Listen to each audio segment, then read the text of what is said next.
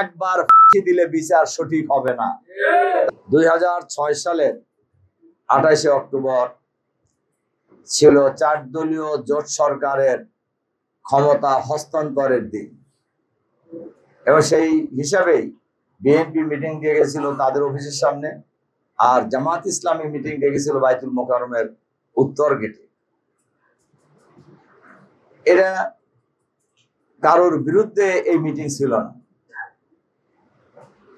কিন্তু আমাদের লোকেরা যখন সকালে স্টেজের কাজ করছিলেন, মিটিং ছিল আমাদের বিকাল 3টায়, কিন্তু আমরা সকালবেলায় দেখলাম আমাদের যারা স্টেজের কাজ করছিলেন, যারা মিটিং এর প্রস্তুতি নিচ্ছিলেন, সেই লোকদের উপরেই সারা বাংলাদেশ থেকে পরিকল্পিত লগি বৈঠা নিয়ে আক্রমণ করা হয়। শুধু লগি বৈঠা ছিল তাদের সিম্বল, কিন্তু তারা সারা বাংলাদেশ থেকে ওই দিন বাংলাদেশের বড় বড় সন্ত্রাসী অস্ত্রধারীদেরকে ঢাকায় আমদানি করে এই হত্যাকাণ্ড সংঘটিত করেছিল। এবং এই হত্যাকাণ্ডের মূল উদ্দেশ্য ছিল জামাত ইসলামের আমির শহীদ মাওলানা মতিউর রহমান নিজামী, সেক্রেটারি জেনারেল আলী হাসান মোহাম্মদ মুজাহিদ সহ জামাতের শীর্ষ নেতাদেরকে ওই দিনই হত্যা করা। কিন্তু আপনারা দেখেছেন আমাদের ভাইয়েরা শহীদ হয়েছে, কিন্তু আমরা ওই দিন মাঠ ছাড়িনি। আমাদের ভাইরা মানব প্রাচীর, মানব ঢাল তৈরি করে ওই দিন জামাত নেতৃবৃন্দকে ওই দিন আমরা এই হামলার হাত থেকে আমরা রক্ষা করার চেষ্টা করেছিলাম। এবং এত মোহর গুলি, শাহাদাত, হাজার হাজার মানুষ আহত রাস্তায় পড়ে আছে, এরপরেও জামাতের মিটিং সুন্দরভাবে শুরু হয়েছে। ওই মিটিং এর সভাপতি ছিলাম আমি মহানগরের আমির হিসাবে। ওই মিটিং সুন্দরভাবে শুরু হয়েছে এবং আমাদের আমিরে জামাত সাবেক মন্ত্রী মাওলানা মতিউর রহমান নিজামী, উনি তখনও মন্ত্রী, ওই দিন তিনি তখনও মন্ত্রী। ওনার খুব ঠান্ডা মাথার বক্তৃতা, আপনারা যদি এখানে সাংবাদিক যারা আসছেন তারা তো বয়সে খুবই তরুণ, ওই সময় হয়তো গ্রামে গঞ্জে পড়ালেখায় ব্যস্ত ছিলেন।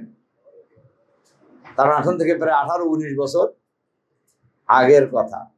সেদিনের যে হৃদয় বিতরক ঘটনা, আমাদের হাফেজ শিবনের কথা শুনলেন, আমাদের প্রিয় ভাই জসিম ব্যবসায়ী যে লাশটা সারা দুনিয়াকে আলোড়িত করছিল, একটা মানুষকে পিটিয়ে হত্যা করার পর লাশের উপর নৃত্য করা, এটা দুনিয়াকে, বিশ্ব সভ্যতা শুধু নয়, কোন সভ্যতা মধ্যেই পড়ে না, সমস্ত সভ্যতাকে হার মানিয়ে তারা এই নৃশংস হত্যাকাণ্ড।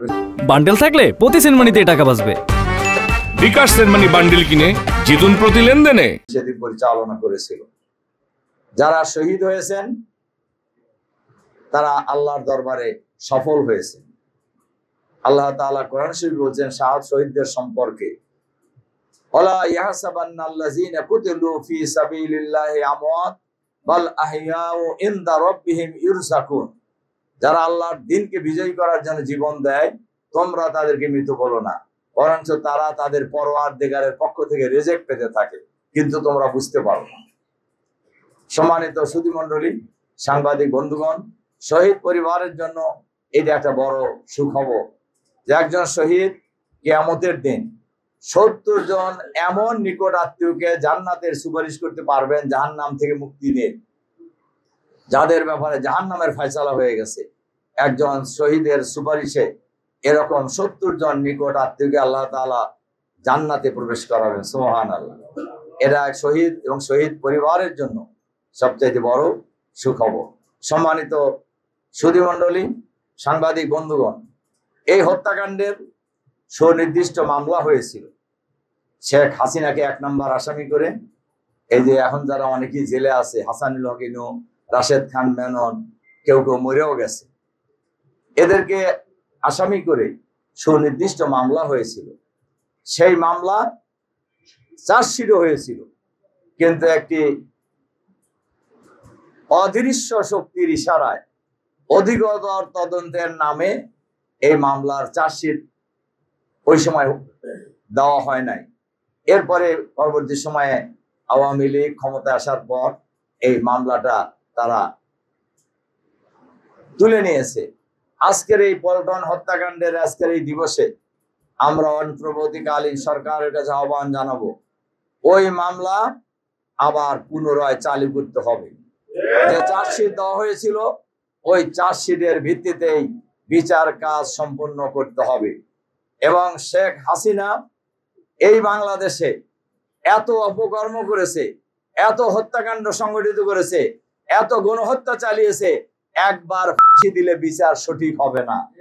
তার হাসিনাকে বারবার ফাঁসিতে ঝুলাইতে হবে। বহু মানুষের জীবন নিয়ে তিনি হোলি খেলেছেন।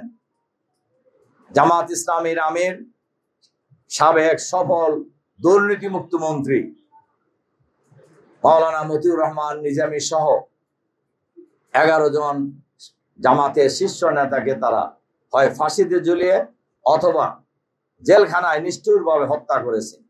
হাজার হাজার জামাত শিবিরের নেতা কর্মীকে হয় ক্রসফায়ার দিয়ে অথবা আয়না ঘরে নিয়ে গুম করে নির্যাতন চালিয়ে হত্যা করেছে। আর জুলাই বিপ্লবে বাংলাদেশের প্রায় 2000 মানুষকে গণহত্যার মাধ্যমে তারা হত্যা করেছে। প্রায় 40,000 নারী, পুরুষ, শিশু সহ মানুষকে তারা পঙ্গু করে দিয়েছে, আহত করেছে। কাজে এই সকল হত্যাকাণ্ডের জন্য যদি বিচার একটা একটা করে করা হয়, তাহলে কত বছর খালি ফাঁসির রায় দিতে হতে হবে। কাজেই আমরা আশা করব, সরকারের কাছে আহ্বান জানাবো, অবিলম্বে পল্টন হত্যাকাণ্ডের এই মামলা পুনর্জীবিত করে বিচার করে শেখ হাসিনা সহ এই মামলার যারা আসামি ছিলেন তাদেরকে বিচার করে ফাঁসিতে ঝুলিয়ে হত্যা করতে হবে। এটাই হলো পল্টন হত্যাকাণ্ডের বিচার। এর বাইরে অন্য কোনো বিচার আমরা এই দেশের মানুষ চিন্তাও করতে পারে না।